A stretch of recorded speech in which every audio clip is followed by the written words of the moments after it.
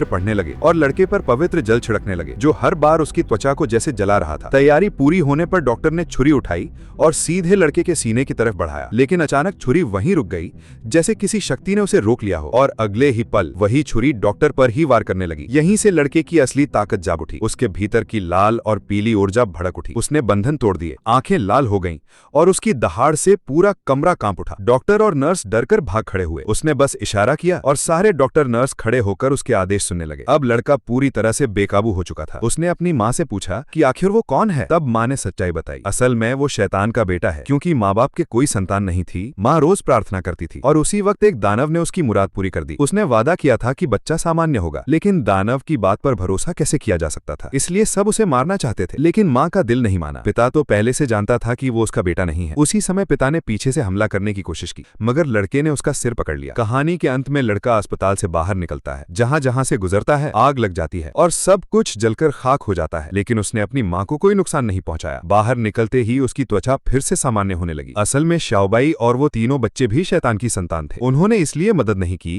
क्योंकि नियम यही था कि उसे अपनी शक्ति के दम पर खुद बचना होगा। माँ ने उसके लिए कपड़े लाए और फिर कार चलाकर दोनों को लेकर रात के अंधेरे में गायब हो गई। कहानी यहीं खत्म होती है।